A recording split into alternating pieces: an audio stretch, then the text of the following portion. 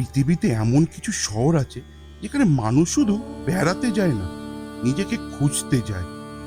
এখানে সূর্য ওঠে শুধু আকাশে নয়, মানুষের বিশ্বাসে। এখানে সময় ঘড়ির কাঁটায় চলে না, চলে হাজার বছরের গল্পে। একদিকে জ্বলছে চিতা, অন্যদিকে বাজছে শঙ্খ। কেউ বিদায় নিচ্ছে, কেউ আবার নতুন করে বাঁচতে শিখছে। এই শহর আপনাকে শুধু দৃশ্য দেখাবে না, প্রতিটি ঘাট, প্রতিটি গলি আপনাকে একটা প্রশ্ন করবে, তুমি আসলে কি খুঁজতে এসেছো? চলুন আজ আমরা খুঁজে দেখি সেই শহরকে, যেখানে জীবন আর মৃত্যুর মাঝখানে বয়ে চলে এক অনন্ত নদী। স্বাগতম বারাণসীতে।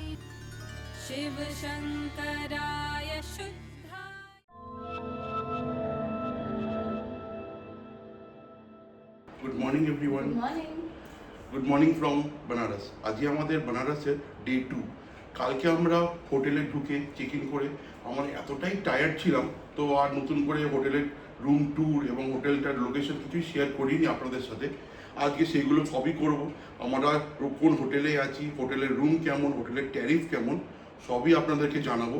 এবং আজকে আমরা বেরোবো কিছু সাইট সিনে, সেই সব কিছুই এই ব্লগে আপনাদেরকে দেখাবো। আমরা যা যা করব আপনাদেরকেও সাথে নিয়ে থাকবো, কাইন্ডলি দেখবেন। আর ভালো লাগলে সাবস্ক্রাইব করে দেবেন, একটু লাইক করে দেবেন প্লিজ। তো চলুন এবার সাইট সিনে বেরোন। এখন আমরা যাচ্ছি সাইট সিনে, ছিলেন বললাম বেরিয়ে পড়েছি সাইট সিনের জন্য। আপনাদের দেখাচ্ছি রাস্তাটা। আমরা একটা অটো বুক করে নিয়েছি। আমাদের অটোয় পড়লো হচ্ছে 1000 টাকা নেবে বলেছে। তো যে যে স্পটগুলো আমাদেরকে ঘোরাবে এই টাকার মধ্যে, সেগুলো সবই আপনাদেরকে ঘুরিয়ে দেখাচ্ছি। রাস্তার কন্ডিশনটা দেখুন।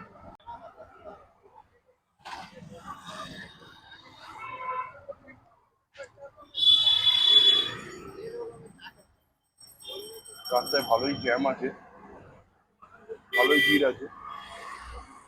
আজকে হচ্ছে ফ্রাইডে, আর এখানে ভালোই রোদ উঠেছে। চলুন নেক্সট স্পটে ঢুকে আপনাদেরকে আবার ভিডিওটা কন্টিনিউ করছি। বারাণসীর অলিগলির মধ্যে দাঁড়িয়ে আছে এক শক্তিপীঠের মতো পবিত্র স্থান, দুর্গা মন্দির। এই ঐতিহাসিক মন্দিরটি অষ্টাদশ শতকের বাংলার নাটোরে মহিষী রানী ভবানী নির্মাণ করেছিলেন।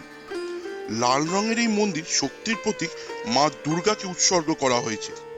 কথিত আছে এখানে প্রতিষ্ঠিত মা দুর্গার বিগ্রহ স্বয়ম্ভু, অর্থাৎ মানুষের হাতে নির্মিত নয়, নিজেই আবির্ভূত হয়েছেন। মন্দিরের পাশে রয়েছে পবিত্র দুর্গাকুণ্ড, যার জলকে অত্যন্ত পবিত্র বলে মনে করা হয়।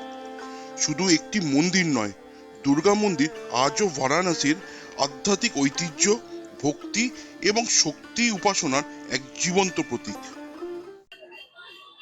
এবার আমরা চলে এসেছি তুলসী মানস মন্দিরে। দুর্গা মন্দিরটাও সুন্দর ছিল, এটাও ভেতরে গিয়ে দেখি কেমন, আপনাদেরও দেখাবো আমরা। তো চলুন ভেতরটা যাই। বারাণসীতে এমন একটি মন্দির আছে যেখানে শুধু পুজো নয়, প্রতিটি দেয়াল যেন এক মহাকাব্যের গল্প শোনায়।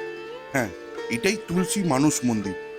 বিশ্বাস করা হয় এই স্থানে ষোড়শ শতকের মহান কবি তুলসীদাস সাধারণ মানুষের ভাষায় রামচরিত মানস রচনা করেছিলেন।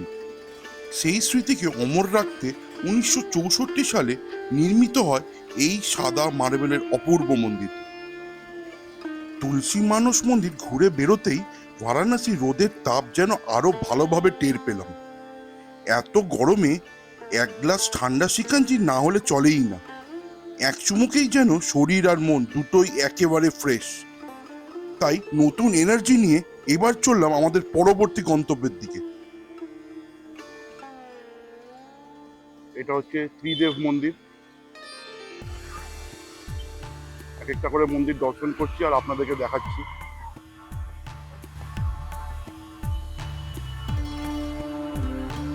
বারাণসীতে এমন একটি মন্দির রয়েছে যেখানে এক ছাদের নিচে মিলিত হয়েছেন সৃষ্টিকর্তা, পালনকর্তা আর সংহারকর্তা। এটাই ত্রিদেব মন্দির। এখানে একসঙ্গে পূজিত হন ব্রহ্মা, বিষ্ণু এবং মহাদেব শিব, হিন্দু ধর্মের 3 প্রধান দেবতা। যাদের সম্মিলিতভাবে বলা হয় ত্রিদেব। এরপর আমরা চলে গেছিলাম সংকটমোচন মন্দিরে। ফটোগ্রাফি অ্যালাউড না থাকায় আপনাদেরকে ভিতরের দৃশ্যটা আর তুলে ধরতে পারিনি। এবার আমরা যাচ্ছি রামনগর ফোর্ট, সংকটমোচন মন্দির দিয়ে বেরিয়ে। খুবই সুন্দর ছিল মন্দিরের অ্যাম্বিয়েন্সটা। অনেকটা হাঁটতে হয়েছে একটু ভেতর দিকে, বাট ইট ওয়াজ গুড। সংকটমোচন মন্দিরের ভেতরে ফোন অ্যালাউড ছিল না, তাই আপনাদের আর কিছু দেখাতে পারিনি। বাট আগে গিয়ে দেখি এবার রামনগর ফোর্টে কেরাম হয়। চলো।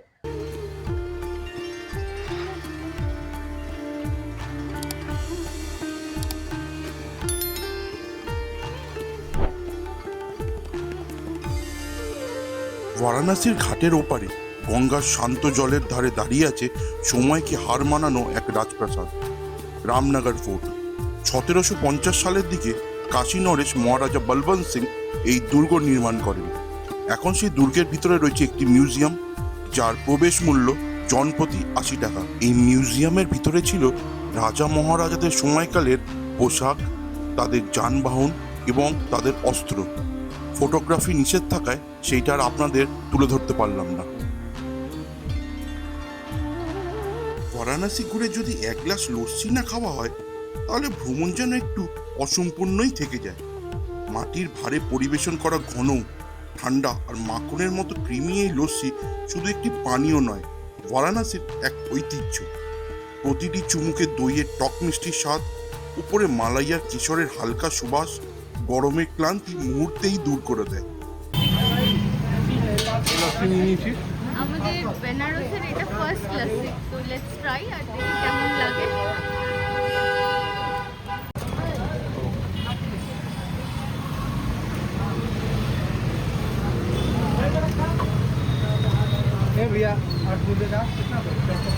বারাণসীর নাম শুনলেই যেমন মনে পড়ে গঙ্গার ঘাট, তেমনি মনে পড়ে এখানকার বিখ্যাত পান। শতাব্দীর পর শতাব্দী ধরে বারাণসীর পান শুধু একটি মুখশুদ্ধি নয়, এটি এই শহরের সংস্কৃতি আর অতিথেয়তার অংশ। তাহলে ভাবলাম বারাণসী এসে এই বিখ্যাত পান না খেলে তো ভ্রমণটাই অসম্পূর্ণ থেকে যায়। বারাণসীর প্রথম বারাণসী পান খেয়ে দেখি।